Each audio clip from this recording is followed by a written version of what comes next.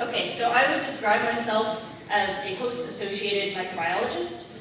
Well, what does that mean? It means that I think about microbes in addition to the host in which they live. So I don't think about just the cow or just those microbes, I think about them together. Most of the time when you hear about host-associated microbiomes, you hear about them in terms of human health, and you see these glorious pictures of the microbiome in humans and how we can solve everything with microbes. However, if you're actually researching the gut microbiome, you know that it's much less glamorous than you would see on the news.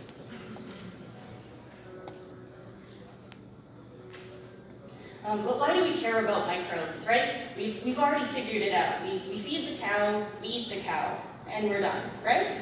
Well, it turns out wrong. Microbes are really integral to cattle health and all ruminant health, and also their nutrition, and it's really important for the agricultural industry to be able to work with cows and their microbes.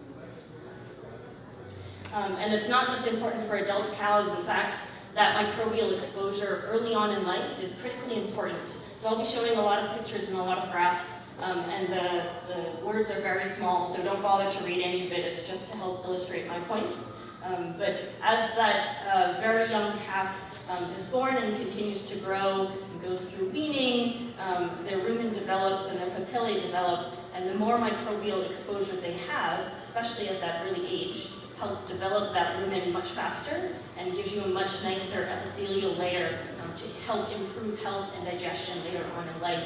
And that early microbial exposure can also help prime your immune system so that it learns to differentiate between friend and foe. So it turns out that the rumen is a really interesting place, and so we already know that the four chambers have very different functions. But those different functions and those different chambers also create four very different ecosystems. And so that first chamber, the rumen, is the best ecosystem for those microbes in that four-chamber stomach. There's a lot of food, it's a very nice temperature, lots of mixing, and so you can get very high microbial biomass in that rumen stomach, comprised of bacteria, which we know, also some protozoa, some fungi, and then not represented on that little figure, viruses and methanogenic archaea. So there's quite a lot of different microbial species that are all interacting with each other, with the diet, and also with the cow. So it's a very dynamic place to live. So this is another one of those graphs. We'll take a look at a couple of these that you can't see, but that's okay, I'll walk you through it. The important thing to note is that the colors are different along those graphs, right?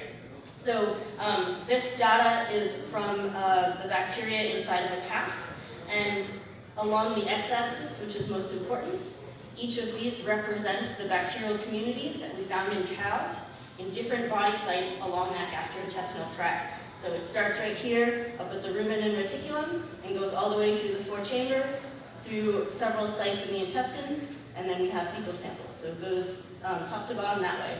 And then up at the top we have day 1 of life, day 3, day 7, and then day 21. So the main point to take away from here is that if we're looking along that x-axis, we see that these microbial communities, so all this color pattern, is different at each of these body sites. So what you find in the rumen is not exactly what you find in the reticulum, and it's quite different from what you would find in the small intestines. So that's very important.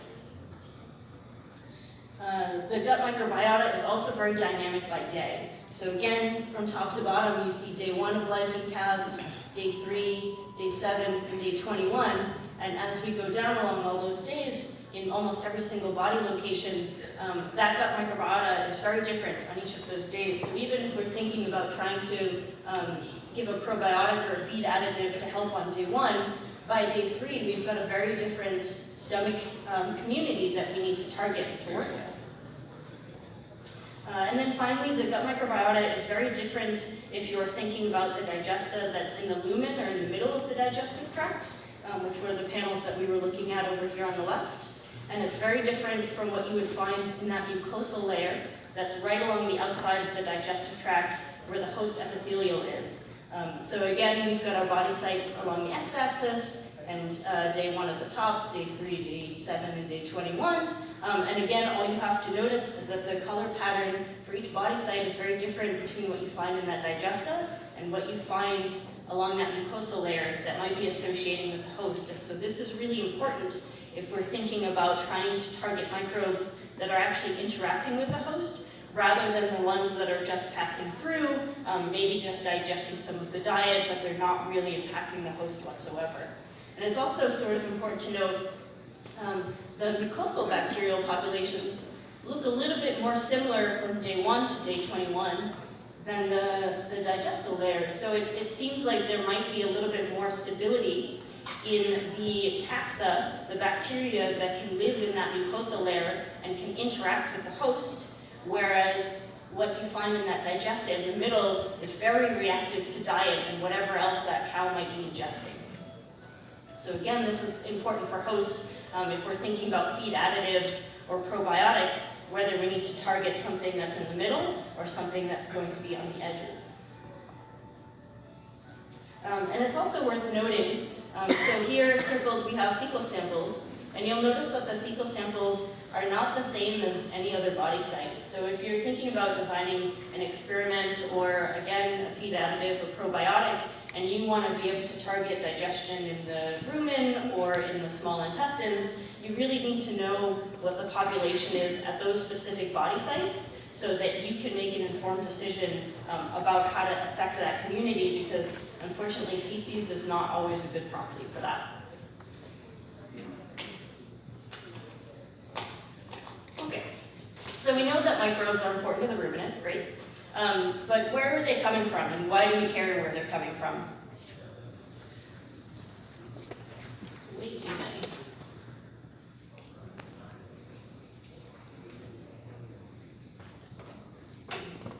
Okay, let's try that again.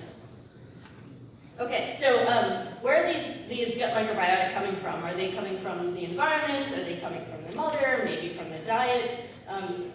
It's important to know because we raise cattle and we raise animals in very different environments sometimes. Sometimes they're outside in fields or in forests. Sometimes they're indoors in production facilities. And so if environmental microbes or maternal microbes are in fact very important to developing that good rumen and that calf offspring, it's important how we raise them so that they can access these microbial sources. And it turns out colostrum contains a lot of bacteria. So in all mammals that have been tested so far, the colostrum in the milk contains a fairly stable bacterial population.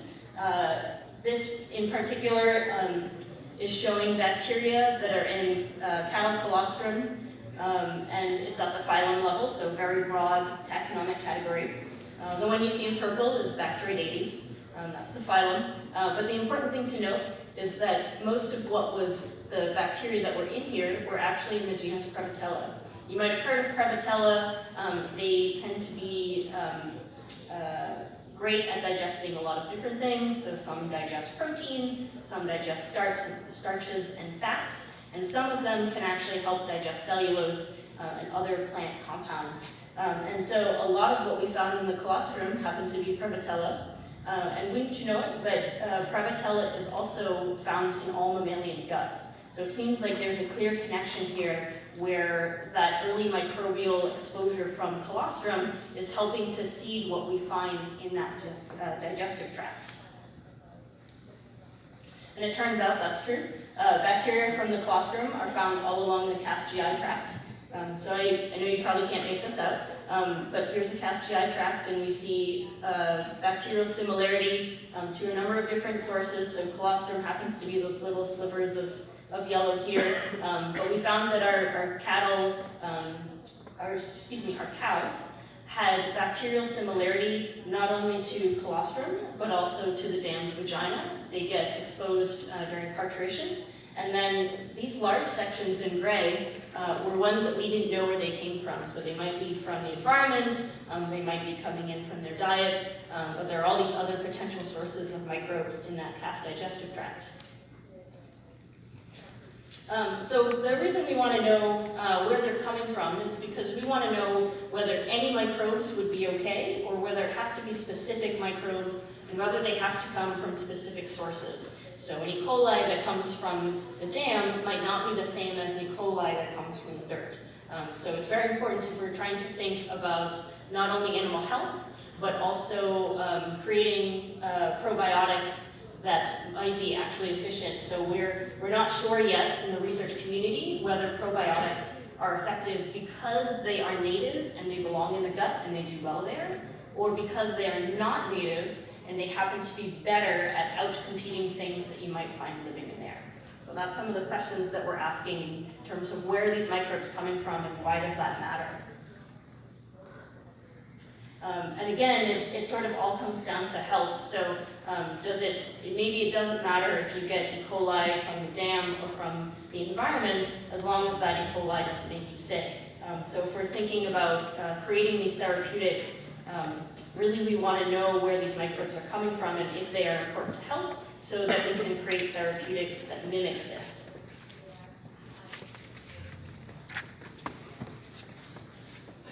And there it is. Okay, so switching gears a little bit.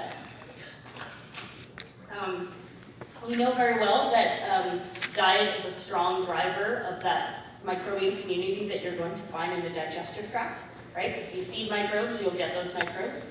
So this just happens to be one example of that.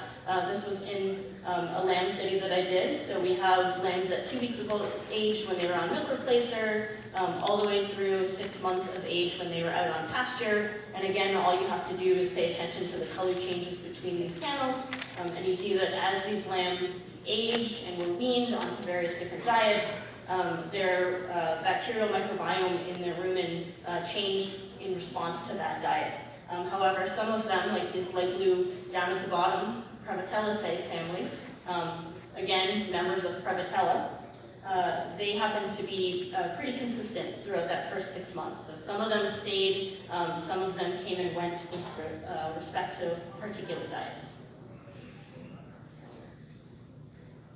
But we also know that diet can drive microbial dysbiosis and also systemic health problems. So we'll be hearing quite a bit about acidosis later on today, so I won't go into it too much. But we know that when acidosis reduces that pH, it suddenly makes the rumen environment inhospitable to certain microbes. And unfortunately, those microbes are the ones producing those cellulolytic enzymes that are really important for that cow to be able to digest its diet. So if you have a very low pH, those enzymes can't function, and those microbes starve, and they don't do very well in low pHs. And it's best known in bacteria, that's quite true, but it also happens to affect fungi, which are shown here. So if you're on a high-grain diet, you have a very different you have a very different fungal community than if you're on a high-fiber diet. And it also affects protozoa too, so it's not just that it's bacteria, you're impacting that entire community and causing these cascade effects. But it turns out that you can actually stabilize, again, using bacteria, so you can use microbes to fix microbial problems. So this is going back to that lamb study. So in addition to weaning them, we also gave some of them a bacterial probiotic. So those are here in red. So this experimental group, in the first 8 weeks of life, when they were getting that probiotic every day, they had a slightly more stable rumen pH, and it was much closer to that neutral zone that cellulolytic microbes really appreciate. It's actually more common to use yeast to treat rumen acidosis. Yeast are also very good at buffering the pH. They seem to have longer lasting effects. And it is also well known that yeast can help improve your bacterial diversity and help bring back some of those fibrolytic bacteria that you've lost through acidosis. But it turns out that yeast, such as Saccharomyces, can also increase protozoal diversity, so that's what's shown. And again, pretty colors that change over time. But not only did that yeast supplement help recover the protozoal and fungal populations during acidosis, but it was specifically able to recover some of those fibrolytic protozoal species that are helping to digest that plant diet for the cow. But again, we don't really know actually if Saccharomyces or many other probiotic species are native to the gut or not. And that's because it can be very challenging to find a rare microbe in this huge community that's very dynamic. So sometimes we're not sure if we're able to locate these things or not because of technical difficulties. And so we're not sure if our Saccharomyces cerevisiae probiotics are successful because you're repopulating something that was in the rumen and you're just putting it back, or if it's because you're replacing that yeast and putting it in where another niche was previously filled, and that microbe that couldn't deal with that pH has now died off, and so Saccharomyces is able to fit into that role. So again, we don't know if we're, it has to be native or it has to be not native. And we also know that feed efficiency is associated with GI bacteria. So it's again well known that feed efficiency is tied to animal genetics, but it turns out that there's quite a lot that microbes can contribute to that. So this was a different study using another type of lambs, and I apologize for the quality of the graph, it's the best that I could do. But it's looking at bacterial diversity along this y-axis, so if it's higher, it's got higher diversity, you've got more taxa represented and more different types of bacteria represented.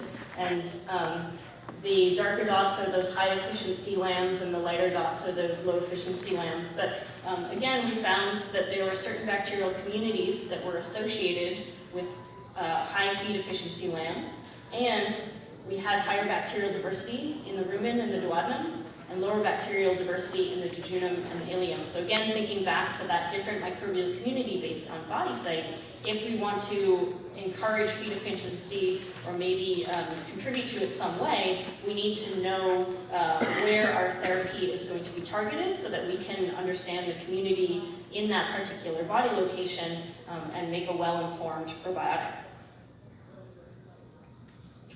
And what better way to study feed efficiency than in moose?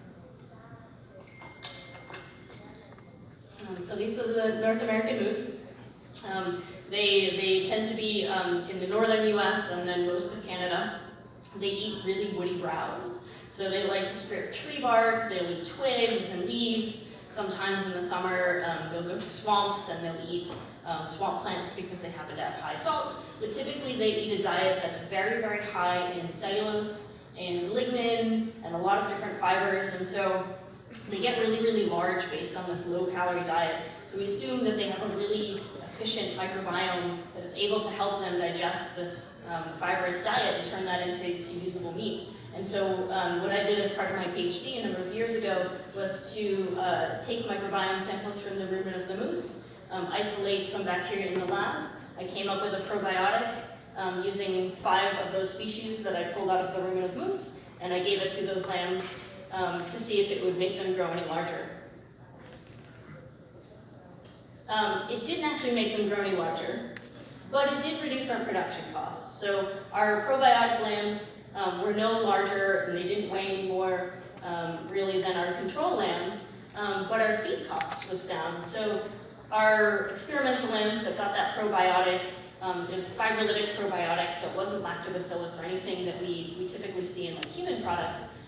But we were trying to jumpstart that feed digestion and that fiber digestion. So our probiotic lambs didn't eat as much of the milk replacer, and they didn't eat as much of that starch, it's called creep feed, to get them to transition over, but they did eat a lot of hay. And so it turns out that they were actually slightly cheaper to produce.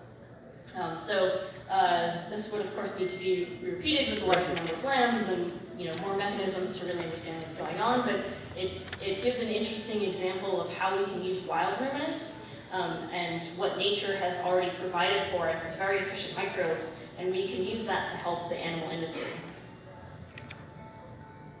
And then I'm just going to talk about one more little thing that we can maybe use microbes for, and that's possibly to manage temperature stress.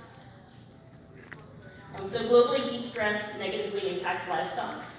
Even in the US, we have climate change, and across the globe, this is in dairy cattle, but heat stress reduces milk production. It can also reduce egg production in chickens, and so it can be a real problem on productivity and animal welfare.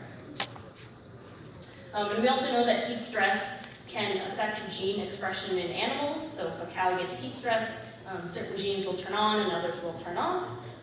But if that cow happens to be pregnant, that offspring will also have gene expressions based on its exposure to heat while in utero. So this is again from that same other study. I was part of this, but in dairy cattle, and this is just showing in heifers that there are a number of genes that were turned on or were turned off compared to calves that were not heat stressed while they were in utero. They actually found 1,500 sites on that cow genome, on that calf genome, that was changed just because of heat stress. And those genes were responsible for a number of different things, but the one I was interested in was the innate immune defense. So if you're changing your immune system, it means that you're changing the way that that animal reacts with microbes and interacts with microbes. So there's the potential that they won't have as good of an immune system, they won't be able to tell good from bad, they won't be able to keep that microbial community in check. And when you change the microbes in your digestive tract, that can have some severe consequences. And so one of those consequences is if you're changing your immune system and you're changing the community that you find in the gut, which the study did, it can also change the metabolites that those microbes are producing and that cow has access to. So this was just showing that if you weren't heat stressed, your metabolite profile was over here on this ordination chart, and then if you were heat stressed, you had a completely different metabolite profile that they were pulling out of the rumen. So this can have big repercussions for feed efficiency because that cow needs those microbial produced metabolites for energy and for nutrients and for other things. The other problem is that heat stress in cattle causes what's called leaky gut. So it makes it more difficult for cells in your intestines and your epithelial cells there to stay tightly bound together. It breaks down those cell junctions. So there are now gaps between some of your intestinal cells, and it makes it easier for bacteria that are in the lumen or the inside of your intestine to sneak between those cells in the intestines and access deeper body tissues where they can start causing trouble. But it turns out we can maybe use microbes to manage heat stress. So I apologize, I couldn't find anything in dairy cattle yet, but in chickens, there are bacterial probiotics that can help reduce heat stress in laying hens. So they gave them these two bacteria, and it helped increase daily feed intake. It increased the amount of eggs that they were laying. It increased that egg weight, and so these chickens were helping to recover from that heat stress. But I'm from way up north, so I also think about cold stress. A lot of plants have what's called plant secondary compounds. They're typically there to reduce predation by insects or by animals. Some of them just make it hard for that animal to digest that plant. Others can actually be toxic. But in many species, including wood rats and also reindeer, these animals eat diets that are really high in these plant secondary compounds and in fact contain many toxic compounds. But because of their gut microbiome, they have special microbes and bacteria that can actually break down or detoxify these toxins and allow them to eat this diet. So we know that if we're feeding something like juniper that has a lot of secondary compounds, to be able to digest this, you increase your rumen temperature and your body temperature. So potentially using these specialized microbes, we could give them to maybe cattle or to sheep that are in these cold environments, and then also give them a diet with more plant secondary compounds, and allow them to use those microbes to digest these plants that they normally can't eat and help increase their body temperature and avoid cold stress. Okay, so I've talked about a lot of different things today, but the real take-home message is that it's not just as simple as feeding the cow. Really, you want to think about those microbes as part of your cow, and so if you're feeding the microbe, you're going to be able to feed the cow. And hopefully after today, you think about it a little differently, and maybe more in terms of raising microbial livestock. Okay, so I'd like to thank everybody that was involved in the studies, and then also especially Dr. Jose Garcia-Mazcorro, who was so kind to invite me down here. Unfortunately, I won't be able to stay very long today. I have to jump on a plane and go to another talk. But you can find me online, and I encourage you, if you do want to chat or have any questions after today, please contact me. Thank you.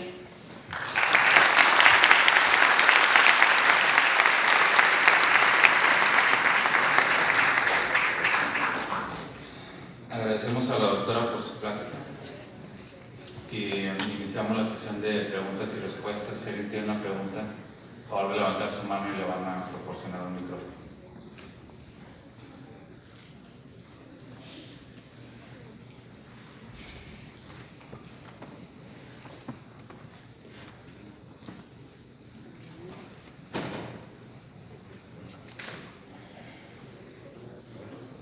¿Escucha?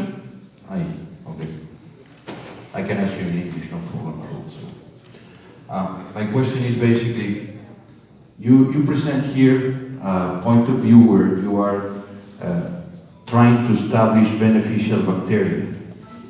And another point of view of working with microbes is avoiding the presence of pathogenic bacteria and avoiding the insults to the gut. Which one of those two you believe is better as a point in the future that will lead research in the future? Which one of those two will be the main focus for researchers in the future? Well, of course, I think we should focus on my research, right? I think both of them are important because we don't always know the circumstances behind when microbes become infectious. So I try not to think about microbes as good or bad. Sometimes they're good and sometimes those same ones are bad. So I think it helps to have multiple perspectives. And so I focus on how we can use microbes for good. And I also work with people that study infectious disease. And together we try to think about how we can recruit good microbes to maybe control those infections naturally. Thank you. ¿Alguna otra pregunta? Doctor Nagaraj.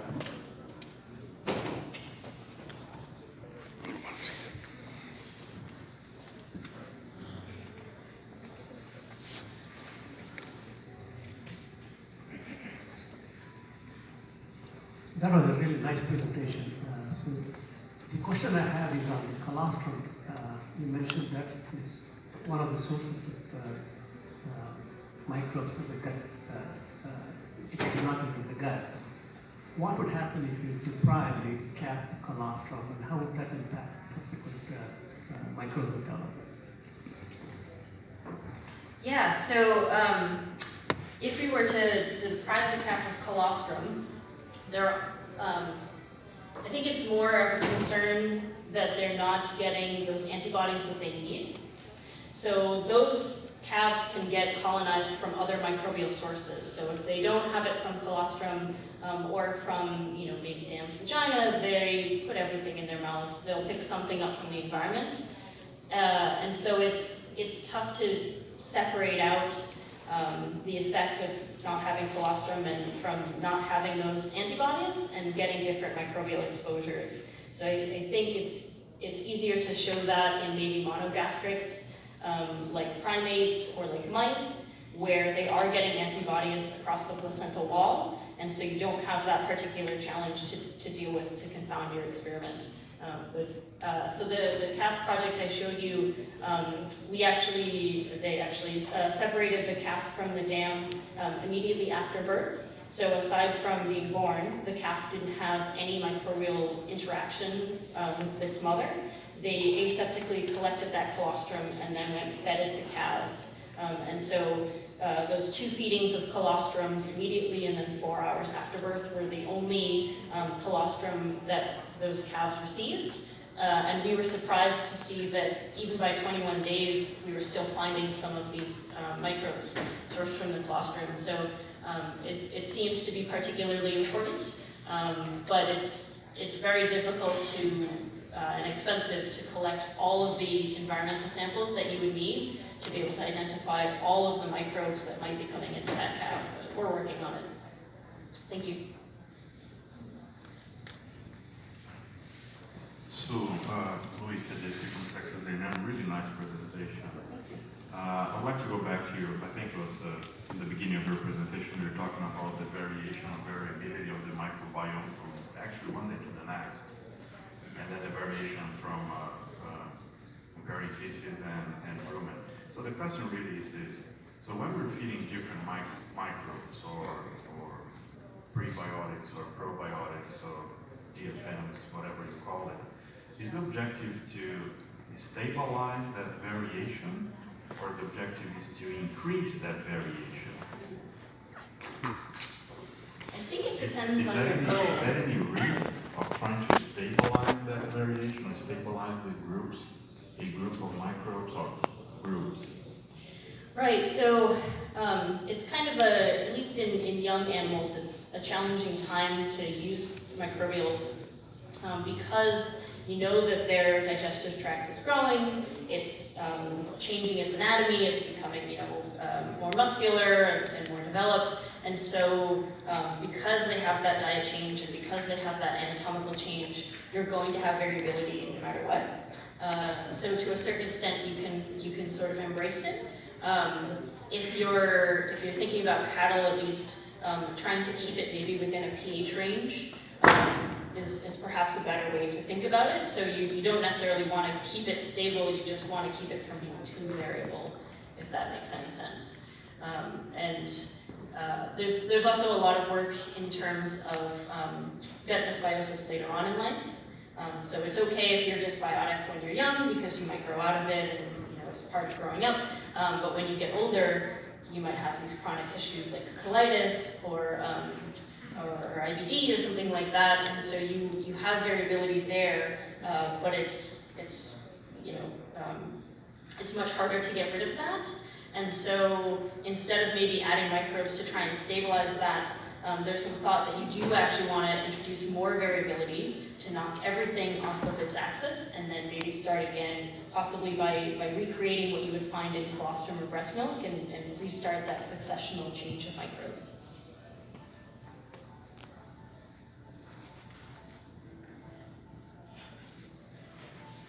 Doctor, excelente presentación. Mi pregunta es si hay alguna relación entre la calidad del calostro y la población de microbios de los que está hablando. Entre mejor calidad, más alta la población de estos microbios.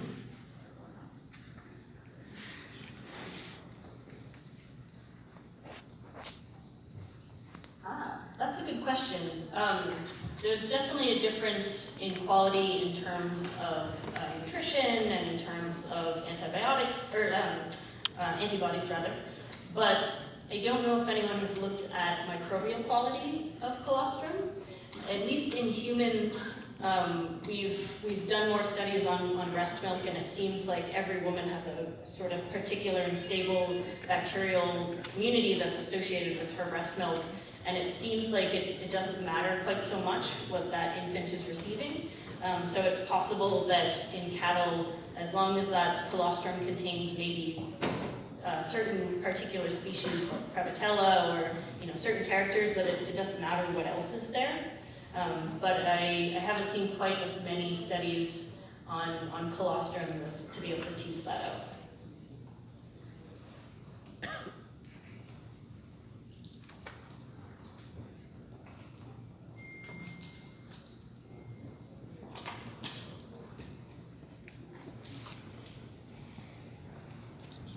Thank you, Sue, for coming and for your presentation. I was just wondering if you can talk a little bit about any potential mechanism of action for those microbes and can help in heat stress.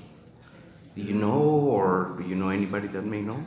I don't actually know in particular. So most of what I'm familiar with is trying to use probiotics in humans to deal with stress. And that it seems to be sort of a common mechanism where you give a lactic acid bacteria, and whatever it's producing is able to maybe control those other microbes. So it seems like it maybe isn't affecting the host exactly as much as it's controlling the rest of that population and keeping it in check long enough for the host to recover. But I can't answer more specifically than that. All right. Thank you.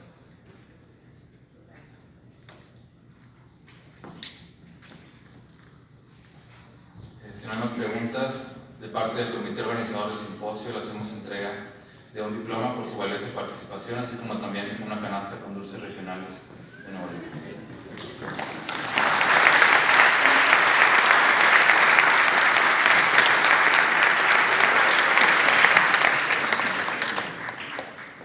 A continuación daremos una pequeña pausa de 30 minutos para el coffee break. Regresamos a las 11:15 con el doctor Bruce Hoffman, que nos acompañará con el tema Entendiendo el origen del sistema